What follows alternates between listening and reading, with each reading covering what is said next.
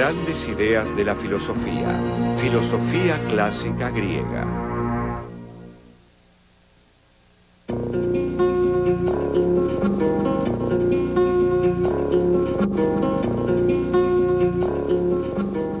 No cabe duda de que la cuna de la cultura occidental ha de hallarse aquí, entre las onduladas colinas y los campos de olivos que se extienden al noreste del Mediterráneo.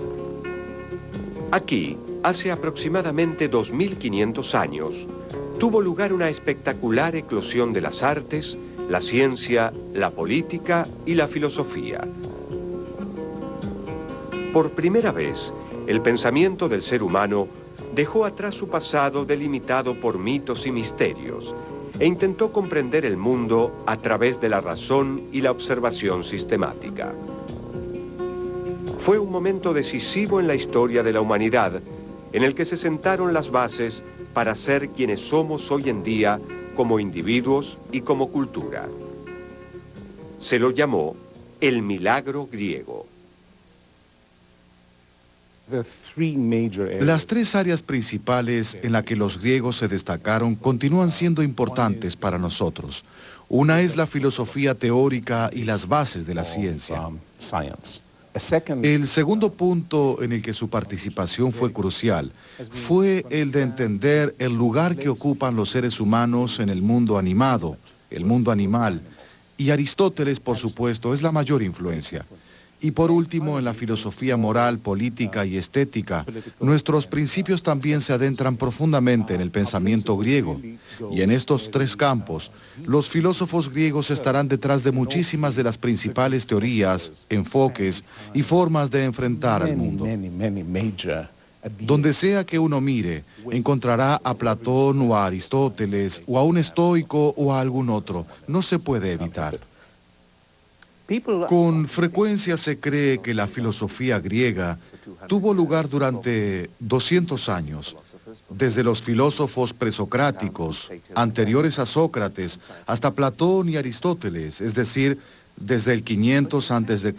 al 300 a.C., pero en realidad siguió desarrollándose durante 1100 años, perduró durante 900 años después de la muerte de Aristóteles, y es una historia ininterrumpida. La filosofía nació virtualmente en el mismo momento que la democracia, una forma de gobierno que también estaba imbuida de principios de racionalidad.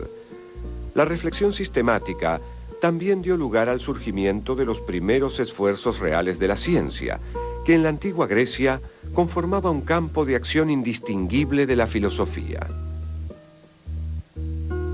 Los orígenes de la filosofía occidental se remontan al puerto de Mileto, en la costa oeste de Jonia, en Asia Menor. Mileto estaba ubicada sobre una importante ruta comercial y era una encrucijada no solo de rutas comerciales, sino de culturas e ideas. Aquí, hombres como Tales, Anaximandro y Anaxímenes comenzaron a reflexionar sobre el mundo natural de una nueva manera, y se los conoció como la Escuela de Mileto. Habían heredado una visión del mundo en que la naturaleza y el destino de cada hombre estaban regidos por los dioses, pero concibieron estas fuerzas de una manera muy diferente, como elementos impersonales que guiaban la estructura de las cosas y el proceso del cambio. Aquí es cuando nace el pensamiento filosófico. Los primeros filósofos, las personas que pensaron especialmente en la costa de Asia Menor, lo que ahora es Turquía y que en ese momento se conocía como Jonia, estaban muy interesados en explicar la génesis del mundo, el surgimiento del mundo, e intentaron aplicar por un lado lo que hoy en día conocemos como investigación racional y por el otro había vestigios de pensamientos mitológicos. En otras palabras, pensaban que las cosas se desarrollaban de un modo similar al de las especies biológicas, que era la idea mitológica tradicional.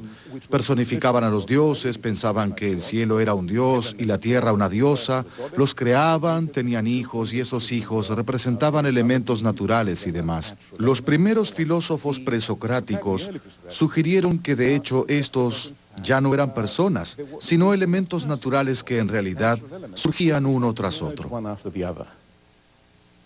El objetivo de los primeros filósofos era encontrar la sustancia primera o el principio teórico que pudiera explicar toda la realidad. Las preguntas que guiaban su investigación eran: ¿de dónde provienen todas las cosas? Y ¿cómo se originan todas las cosas?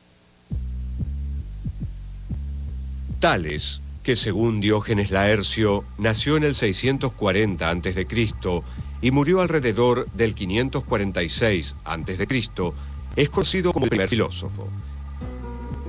Él afirmaba que el agua era el elemento primordial a partir del cual todo se genera y al que todo retorna. Ahora sabemos que Tales había dicho algo sobre la conexión entre el agua y la tierra, lo cual tenía sentido para un área seca. Sabemos que fue capaz de predecir un eclipse solar, con lo cual debe haber tenido algún conocimiento de matemática y astronomía. Sabemos que midió la altura de la Gran Pirámide, o al menos eso es lo que las personas decían sobre él, lo cual fue una idea maravillosa. Lo que hizo fue ponerse de pie al lado de la Gran Pirámide, y cuando su sombra tenía el mismo largo que su altura, midió la sombra de la Gran Pirámide.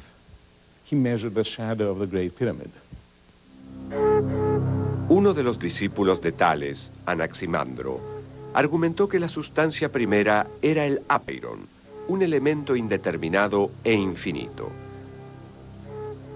Al hacerlo, se convirtió en el primero en distinguir a las cosas específicas de un hipotético reino ilimitado de donde ellas mismas provienen. También fue el primero en formular teorías que respaldaran sus afirmaciones. Para Anaxímenes, un discípulo de Anaximandro y el último filósofo de la escuela de Mileto, la sustancia primera no era el agua, sino el aire. Según él, en el conflicto cósmico entre el aire, el agua y el fuego, dicha sustancia permanecía neutral y por lo tanto era primordial. Desde donde las cosas se generan, hacia allí también se produce su destrucción necesariamente. En efecto, pagan las culpas unas a otras y la reparación de la injusticia, según el ordenamiento del tiempo. Al norte de la ciudad de Mileto se encontraba Éfeso, la ciudad en donde estaba situado el templo de la diosa Artemisa. Allí vivía el filósofo Heráclito, quien guardó sus escritos en el templo, pero este fue luego destruido por un incendio. Los pocos fragmentos que pudieron recuperarse contienen reflexiones crípticas sobre la naturaleza del cambio. Todo se mueve y nada permanece. En el mismo río no podrías bañarte dos veces, pues siguen afluyendo aguas distintas. La gran intuición metafísica de Heráclito es la idea de que la esencia misma de la realidad es un proceso continuo y un eterno movimiento. Este concepto de cambio constante estaba representado por el fuego, el principio unificador del cambio en sí. Todas las cosas se intercambian por fuego y el fuego por todas las cosas, como las mercancías se intercambian por oro y el oro por las mercancías. Heráclito sostenía que el universo en su totalidad y el ser viviente en su singularidad contienen una multiplicidad de elementos que luchan entre sí. La realidad se distingue por contradicción y oposición. Cada cosa contiene en sí misma su opuesto, y una no existe sin el otro. Heráclito fue conocido en la antigüedad como el Oscuro, por sus sombrías y a veces paradójicas declaraciones. El Dios es día-noche, invierno-verano, guerra-paz, hartura-hambre, y en general todos los opuestos. Toma formas mudables, así como el fuego cuando se mezcla con esencias aromáticas, se denomina según el perfume de cada una de ellas.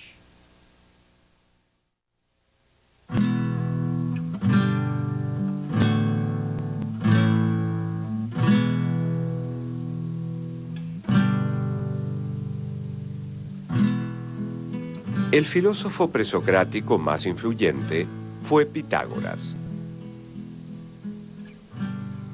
Pitágoras había nacido en Samos, una isla de Jonia que se encuentra al oeste de Éfeso. Durante su juventud viajó mucho. Pasó un tiempo entre los sacerdotes egipcios y luego se dirigió al sur de Italia. Pitágoras dio una respuesta original a las preguntas fundamentales que se habían planteado los milesios. Una respuesta que contenía partes iguales de misticismo y matemática, y que atrajo a muchos seguidores. Bueno, los pitagóricos son críticos porque dieron mucha importancia a la matemática. Ahora bien, no nos queda muy claro qué hizo el propio Pitágoras. No sabemos si fue un verdadero matemático o un místico, o tal vez fue un poco de los dos. Tal vez los pitagóricos no desarrollaron los números por completo como muchas personas pensaban.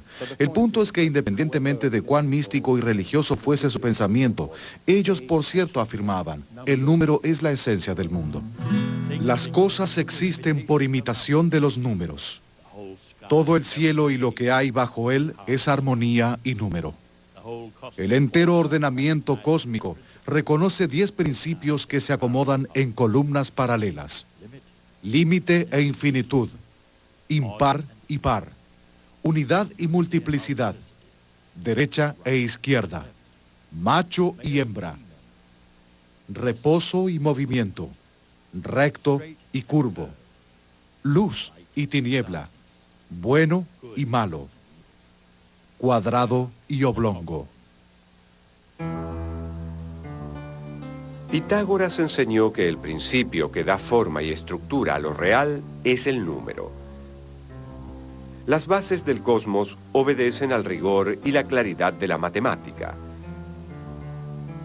La naturaleza está hecha a imagen de los números. Los pitagóricos representaban los números con guijarros, y tal representación los llevaba a plantearse inmediatamente la pregunta, ¿qué hay entre un número y otro? La respuesta es sin duda, nada. Para los pitagóricos, la realidad es discreta, no continua, como guijarros ordenados en el suelo de cierta manera. El espacio es un conjunto de puntos y espacios entre los puntos. De manera similar, el tiempo es un conjunto de momentos y lapsos entre ellos.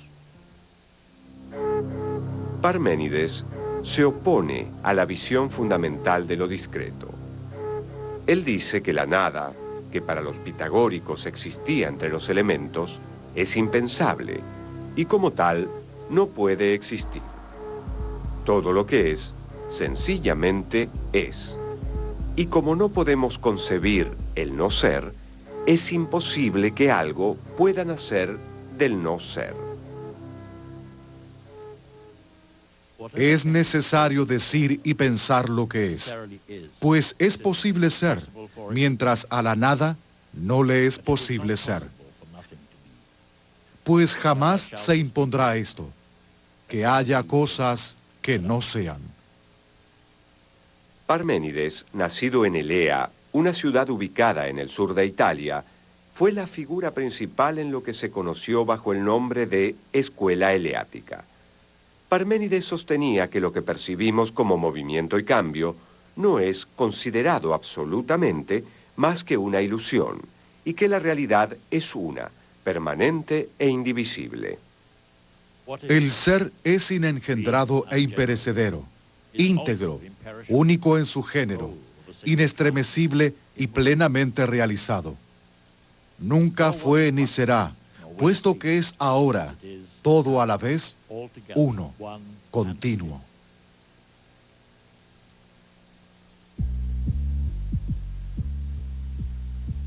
Zenón fue discípulo de Parménides y encabezó la defensa de la filosofía de su maestro. Para demostrar que la noción eleática del ser uno era tan defendible como la visión pitagórica del mundo, presentó una serie de paradojas que resaltaban el carácter contradictorio del movimiento. Imaginó una carrera entre el veloz héroe Aquiles y una torpe tortuga.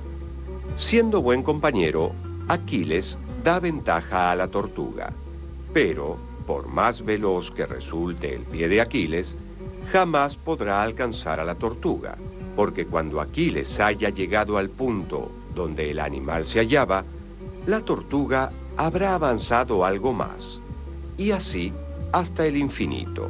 La conclusión lógica es que Aquiles nunca alcanzará a la tortuga. De hecho, Zenón pensaba que tanto el espacio como el tiempo son infinitamente divisibles y el movimiento es, en rigor, impensable. Tal vez la paradoja más llamativa es la paradoja que dice que no podemos abandonar el lugar en el que estamos, ya que para ir hasta la puerta, primero deberíamos recorrer la mitad del camino y luego la mitad de la distancia restante. O peor aún, para ir hasta la mitad del camino, primero deberíamos recorrer un cuarto del trayecto, y antes de ello un octavo, y así hasta el infinito.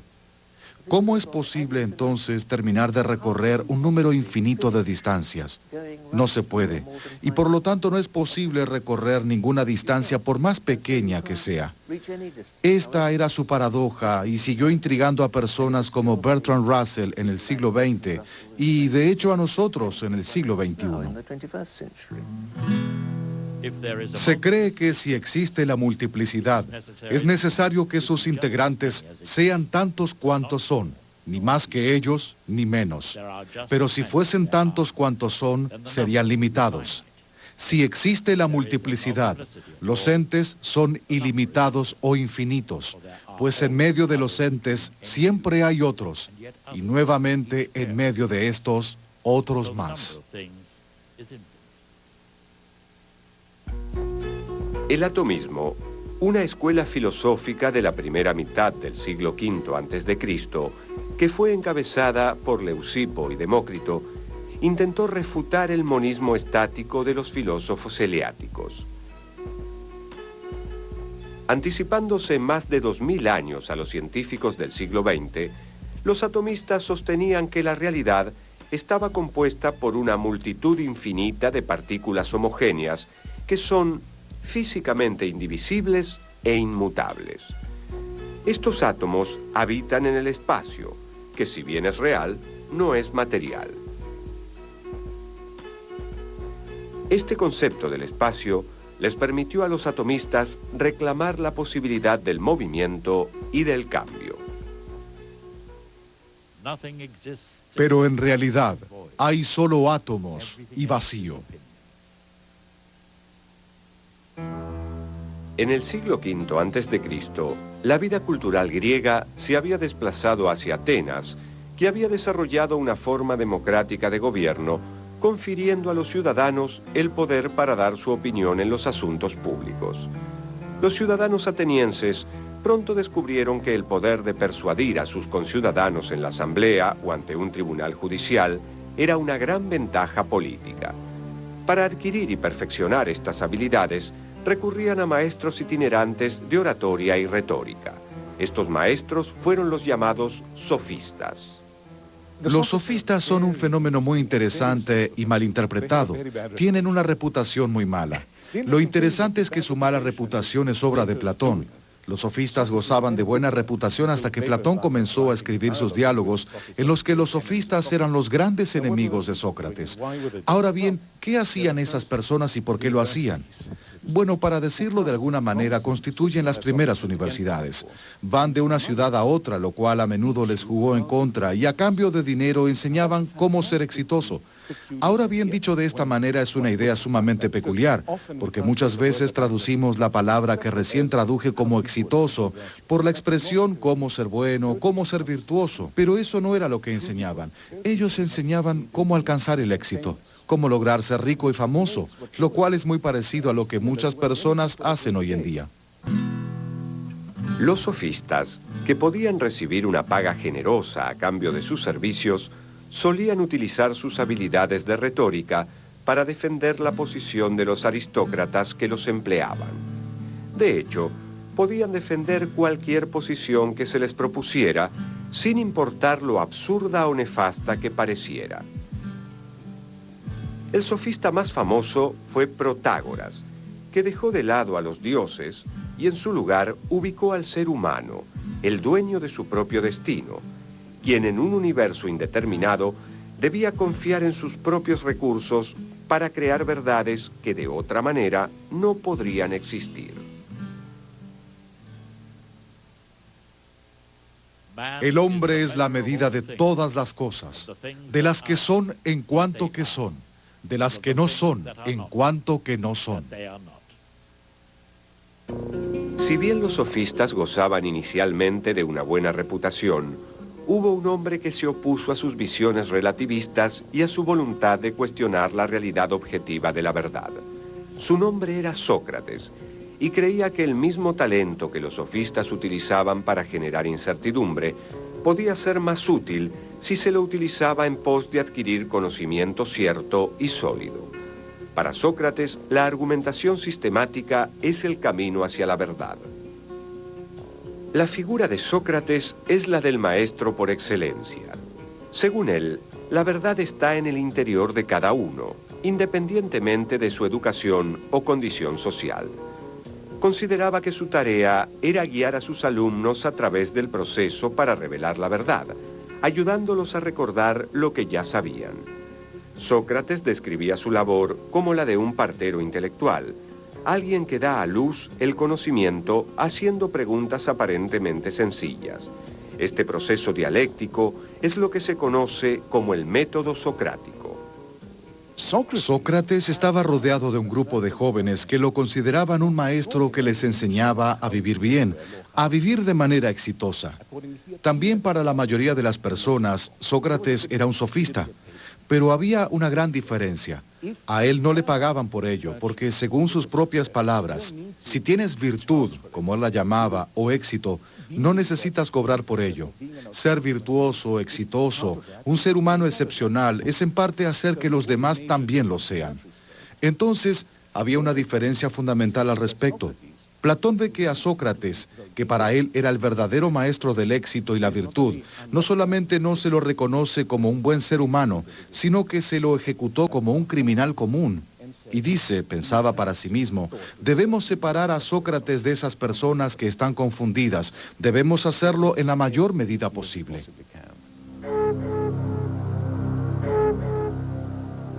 No tenemos ninguna obra escrita por el mismo Sócrates. Conocemos sus enseñanzas principalmente a través de los diálogos de su alumno Platón, en los que Sócrates es el protagonista. Ha sido objeto de polémica hasta qué punto estos diálogos reflejan las enseñanzas de Sócrates o la propia filosofía de Platón. Por lo general, se coincide en que los primeros diálogos de Platón describen el pensamiento de Sócrates, mientras que los últimos el del propio Platón. El diálogo más histórico es la Apología, en el que Sócrates responde a sus acusadores en el juicio al que fue sometido por corromper a la juventud ateniense, una acusación que lleva aparejada la amenaza de muerte. Vosotros también, oh jueces míos, debéis tener buena esperanza ante la muerte y convenceros de que una cosa es cierta, la de que no hay mal posible para un hombre de bien, ni durante esta vida ni después en el reinado de la muerte. No estoy enojado en lo más mínimo contra mis jueces ni contra mis acusadores, a pesar de que no eran esas sus intenciones al acusarme y condenarme, sino la de hacerme algún mal. Platón consideraba a Sócrates el hombre más justo y sabio de toda Atenas. Cuando por razones políticas Sócrates es juzgado y condenado a muerte, Platón se escandaliza. Para él, los hombres ignoraban lo que era la justicia. De lo contrario, a Sócrates lo habrían aclamado universalmente por su sabiduría, en lugar de condenarlo a muerte. Platón se enfrentó con un dilema. ¿Cómo enseñar a los atenienses el verdadero significado de la justicia? Si la polis está moralmente enferma, ¿cómo curarla? La preocupación que Platón tenía por el bienestar espiritual e intelectual de los atenienses guía su obra. Y él la expresa en diálogos escritos con delicioso genio y elegancia. Su obra tuvo una gran influencia en el futuro del pensamiento occidental, tanto así que el filósofo inglés Alfred North Whitehead declaró que toda la filosofía occidental no es más que una serie de anotaciones a pie de página de la obra de Platón. En la República, tal vez el más conocido de sus diálogos, Platón reflexiona sobre la naturaleza del gobierno y concluye que un buen gobernante ha de ser aquel que sea capaz de brindar cosas buenas, cosas bellas y cosas justas. Por lo tanto, un buen gobernante debe conocer los principios por los cuales algo puede ser considerado bueno, bello o justo. Es por eso que el buen gobernante ha de ser un rey filósofo, es decir, aquel que comprende por qué es bueno ser justo. Para Platón, la justicia es un tema central en la República. En el primer libro de la República explica por qué la justicia vale la pena. Comienza con una discusión con alguien que piensa que la justicia es para los necios, ya que cualquier persona que pueda salirse con la suya siendo injusta, por supuesto que lo hará. La República de Platón es la primera obra filosófica sistemática. Es por eso que la considero de cierta manera la primera obra filosófica. Hay otros trabajos que se aproximan, pero no hay nada como la República. Es como si surgiera de algo precedente, una especie de tradición, por supuesto, pero es una explosión, no es simplemente un libro. Creo que en la República, Platón no apela a que las leyes sean un mandato divino, sino que, por el contrario, apela al bien.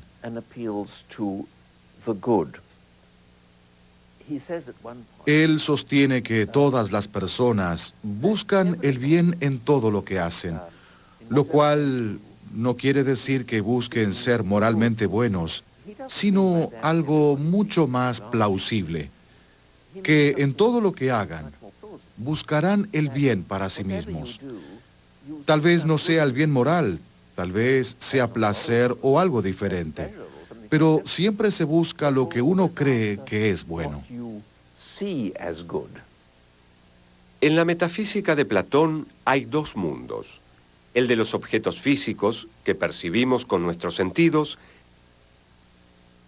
y el mundo de las ideas que solo podemos percibir a través del intelecto. A pesar de la evidencia de los sentidos, el mundo de las ideas es la máxima realidad. Este concepto, conocido como la teoría de las ideas de Platón, es el pilar de su sistema filosófico. Platón observó que objetos tales como una mesa, los árboles o las personas cambian inevitable e inexorablemente a través del tiempo. Pero sostenía que la idea de mesa, árbol y persona persistía a todo objeto físico. Las ideas son atemporales, nítidas y más reales que los objetos físicos. Según Platón, por ejemplo, las cosas son bellas solo si participan de la idea de belleza. Las cosas bellas pueden deteriorarse o corromperse, pero no la idea de belleza que en ella se manifiesta. Nada existe, sino que todas las cosas devienen. Platón ilustró su visión metafísica del mundo en su célebre Alegoría de la Caverna. Este es el argumento básico. Imaginemos una caverna en la que hay personas que viven atadas, de manera tal que no pueden ver a sus espaldas, sino que solo pueden ver la pared del fondo de la caverna. Detrás de ellos hay un muro que los separa del resto de las personas que están de pie detrás del muro sosteniendo marionetas. Pero no es posible ver a las personas, sino solamente a las marionetas que ellas manejan y mueven por encima del muro. Detrás de estas personas hay un fuego encendido, de forma tal que la luz se proyecta hacia la pared del fondo de la caverna. Los prisioneros, las personas que están encadenadas, ven la sombra de las marionetas, pero como eso es lo único que conocen, piensan que es la realidad, que son auténticas, que esa es la esencia del mundo. De hecho, no solo las sombras que ven no son reales, sino que éstas pertenecen a marionetas que tampoco son reales. Las cosas reales están fuera de la caverna. Allí es donde se encuentran los objetos, los árboles y los verdaderos seres humanos y animales y minerales, y no están iluminados por un fuego artificial, sino por el sol. Las cosas que percibimos son lo que Platón llama el mundo sensible. No podemos tener un conocimiento preciso del mundo sensible, solo opiniones. Es por ello que mi noción de justicia puede ser diferente a la suya. Pero a través de la razón, puedo trascender nuestra existencia cotidiana y ascender a lo que Platón llama el mundo inteligible. La idea principal es la idea del bien, que ilumina al mundo inteligible como el sol ilumina a la tierra.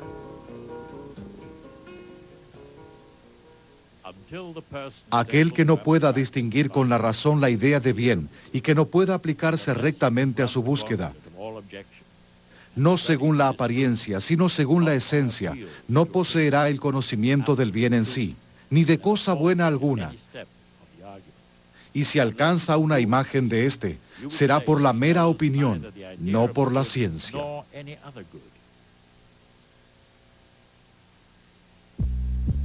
El más grande de los discípulos de Platón, y a la vez su mayor crítico, fue Aristóteles.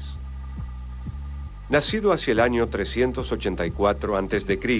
en la pequeña ciudad de Estagira, Aristóteles fue sin duda uno de los filósofos de mayor alcance e influencia de toda la historia.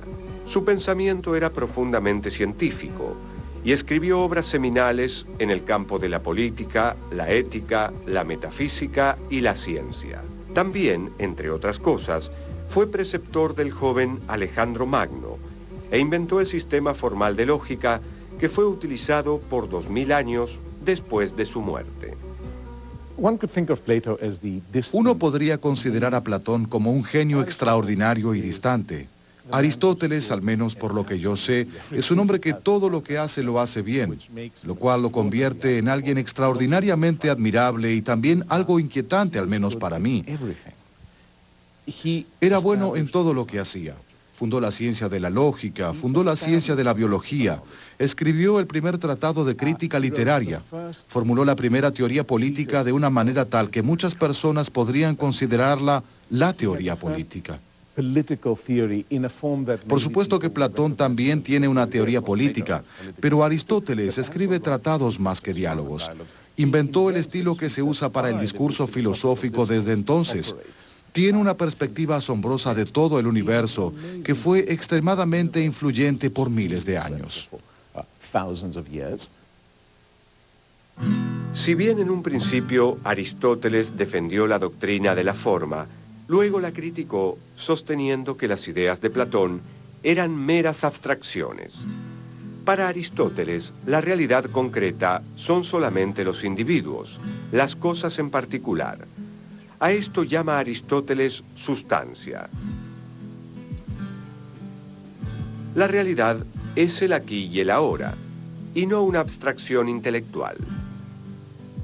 Aristóteles observó atentamente el ciclo de vida del organismo viviente y vio que se caracterizaba por un movimiento y cambio perpetuo.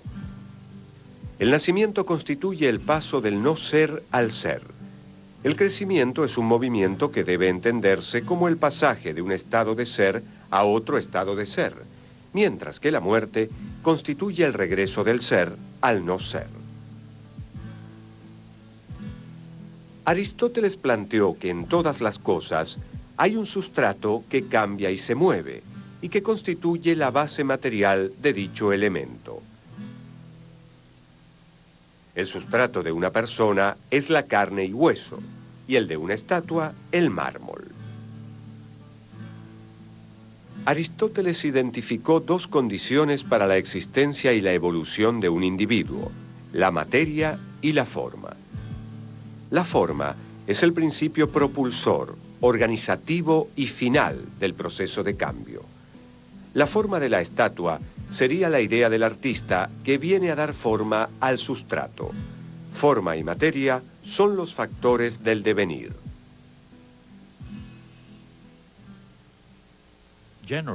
Por lo general, todo lo que llega a ser, lo hace de diferentes maneras. Por cambio de forma, como una estatua. Por adición, como las cosas que crecen. Por sustracción, como el Hermes que se obtiene de la piedra. Por composición, como una casa. Por alteración, como las cosas que cambian con respecto a su materia. Queda claro que todos estos casos corresponden a diferentes maneras en que un sustrato adquiere el ser. Aristóteles ve al cambio como una tensión entre el acto y la potencia. La potencia está vinculada a lo que no es, pero, de venir mediante, llegará a ser. Este llegar a ser es su actualización. Una bellota es en acto una semilla, pero en potencia un árbol. Según la concepción aristotélica, el acto tiene prioridad con respecto a la potencia, ya que no es posible que algo pase de la potencia al acto sin que antes exista en acto. Esta visión nos conduce naturalmente a preguntarnos, ¿por qué se produce el cambio? Que a su vez nos lleva a la noción de causalidad. Aristóteles identificó 4 tipos de causas: la material, la formal, la eficiente y la final. Cada causa responde a una de las 4 preguntas que podemos hacer sobre algo. ¿Qué es? ¿De qué está hecho? ¿Quién o qué lo hizo? Y finalmente, ¿para qué fue hecho? Es posible que algo tenga varias causas. Por ejemplo, la causa material de un escritorio puede ser la madera y su causa eficiente, un carpintero. Para que la idea de potencia tuviera sentido, Aristóteles tuvo que suponer la existencia de un acto puro que existe en un nivel superior a la potencia. Aristóteles llamó a este acto puro primer motor inmóvil. Es inmóvil, pues el movimiento implica cambio, y por ende, imperfección. El primer motor inmóvil es pensamiento puro, cuya única actividad es pensarse a sí mismo. Esa actividad abre un modelo de vida a imitar, la vida contemplativa. El principio animado que diferencia a los seres vivos de los seres no vivos es lo que Aristóteles identificó como el alma. El cuerpo y el alma no son 2 partes de una misma criatura. El cuerpo es simplemente su materia y el alma su forma. Aristóteles sostuvo que preguntar si el alma puede existir sin el cuerpo es tan inconsistente como preguntar si el lacre y la forma que éste adquiere por el sello son una misma cosa. El alma es la causa final del cuerpo y puede ser de 3 tipos diferentes, según los 3 tipos de ser que puede adquirir un ser vivo. El alma vegetativa hace posible el acto de vivir. El alma sensitiva hace posible el acto de vivir y sentir. Y el alma racional hace posible el acto de vivir, sentir y pensar. Aristóteles identificó a la mente como parte del alma y dejó abierta la posibilidad de que ésta existiera independientemente del cuerpo. Aristóteles dedicó mucha atención a la estructura de todo razonamiento válido. El término griego para razonamiento o significado es logos, y la reflexión aristotélica sobre la estructura del razonamiento dio nacimiento a la lógica, una de las principales ramas de la filosofía. Para Aristóteles, el silogismo constituye un tipo de razonamiento especial que posee 3 partes: una premisa principal, una premisa secundaria y una conclusión. El típico ejemplo de un silogismo es: todos los hombres son mortales. Sócrates es un hombre, por lo tanto, Sócrates es mortal. La lógica aristotélica dominará este campo por un período de 2000 años. Aristóteles también analizó la paradoja de Zenón, y su refutación incluyó un concepto de infinitud que todavía se enseña en nuestros días. La idea de Aristóteles es que la infinitud existe, pero que dicha infinitud no es un número infinito de algo. No. Hablar de infinitud es hablar de una finitud que siempre puede expandirse. Según él, hay un número infinito de distancias entre este punto y la puerta, pero solo de un modo limitado. No importa cuán grande sea el número finito de distancias que usted haya marcado en su pensamiento, o incluso de manera física, siempre se podrá marcar un número finito mayor. Esta finitud puede expandirse por siempre, pero seguirá siendo algo finito.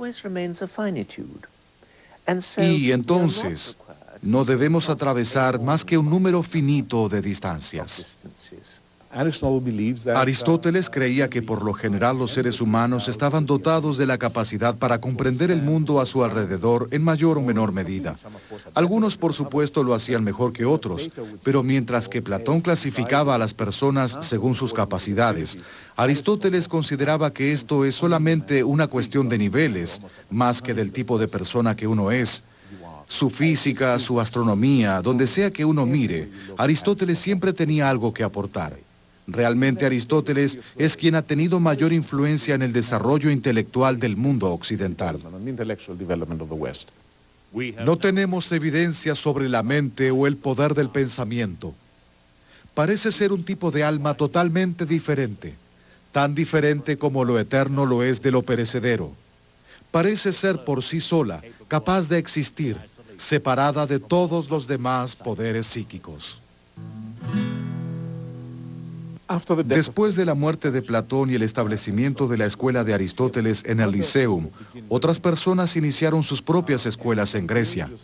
Las principales escuelas de lo que denominamos la filosofía post-aristotélica o helenística, que continúan con las tradiciones de los primeros filósofos, pero van en otra dirección, son tres: los escépticos, los epicúreos y los estoicos. Todos son muy importantes en la antigüedad y por su influencia sobre el pensamiento y la vida moderna. Cada una de las escuelas filosóficas que surgieron después de Aristóteles llevaban el sello de su antecesor. Los escépticos dieron forma a su investigación sistemática basándose en la obra de Sócrates. Los epicúreos se remitieron a Demócrito para formular su concepción atómica de la materia, y los estoicos rememoraron la idea de Heráclito de que el principio de la transformación estaba representado por el fuego. Los estoicos también creían que las emociones eran simplemente los pensamientos y las actitudes que uno tiene hacia lo que nos sucede. Y analizaban emociones que incluyeran en particular pensamientos tales como que uno está pasando por una situación terrible o maravillosa, o que las cosas son buenas o malas. Y luego analizaban todos los demás pensamientos, incluidos en las diversas emociones. Y basándose en el supuesto de que las emociones son pensamientos, fomentaban la idea de que uno tenía la absoluta libertad de calmar las emociones no deseadas, al pensar con mayor detenimiento si la situación era realmente buena o tan mala como uno suponía. Entonces lo único que realmente importa es lo que está bajo nuestro control, y lo que está bajo nuestro control es nuestra propia voluntad, deseos, pensamiento y razonamiento. Y la idea es que uno busca la buena vida, es decir, aquella vida que se vive de acuerdo con la razón, en la que uno desea lograr todo aquello que literalmente puede lograr. El epicureísmo surgió aproximadamente en la misma época que el estoicismo, pero su fundador, Epicuro, tenía una visión muy diferente de la naturaleza humana y basó su filosofía en lo que podría denominarse el principio del placer. Según la visión estoica, es natural que los seres humanos sean amigables entre ellos. Según la visión de la escuela epicúrea, es natural que los seres humanos busquen su propio placer, y solo en algunas oportunidades se actúa por interés propio, estableciendo contratos con otras personas, para maximizar el placer propio. Los epicúreos son hedonistas, pero lo son de una manera particular, ya que piensan que el placer es la ausencia de dolor, lo cual visto de esta manera no resulta tan hedonista. Nuevamente lo que hay que controlar es lo que uno quiere, a fin de evitar la insatisfacción y la ausencia. Es la ausencia lo que hace que uno sea infeliz. Entonces, si uno controla y si uno limita sus deseos, en realidad se enfrentará con el dolor en mucha menor medida que las demás personas. El escepticismo, fundado por Pirro, representó un rechazo al dogma en todas sus formas. Como los argumentos opuestos parecen tener igual peso, los escépticos optaron por suspender cualquier tipo de juicio. Los escépticos buscaban la buena vida a través de un proceso en el que a toda explicación de la experiencia le corresponde una contraexperiencia. Esto conduce a una aceptación de la incertidumbre, lo cual produce tranquilidad mental. Como resultado, los escépticos tenían serias dudas sobre los esquemas filosóficos de Platón, Aristóteles, los estoicos y los epicúreos. Sospechaban de todos los sistemas porque traspasaban excesivamente los límites de lo que podía conocerse. Y los escépticos, que en realidad son los mejores del grupo, dicen, no sabemos cómo lo hacen, no sabemos cómo viven la mejor vida. Nosotros también apuntamos a una mejor vida como todos los demás filósofos helenísticos. Apuntamos a la ataraxia, que significa falta de desorden, como una especie de paz y calma. Pero nosotros, los escépticos, nos hacemos preguntas todo el tiempo. Nos hacemos preguntas y nos hacemos preguntas y tal vez un día, con suerte, nos daremos cuenta de que encontramos lo que estamos buscando. Y precisamente el esfuerzo por construir enormes sistemas metafísicos es lo que nos impide alcanzar la ataraxia tan deseada. Los 1000 años de filosofía que comenzaron en Mileto, con una sola mente curiosa que contemplaba el cosmos, sentaron las bases para la posterior tradición filosófica occidental.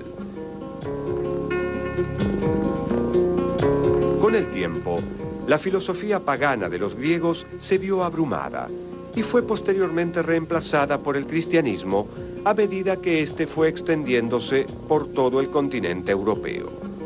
Fue precisamente a través de esta ósmosis cultural que la antigua filosofía pasó a conformar el propio tejido de la cultura occidental.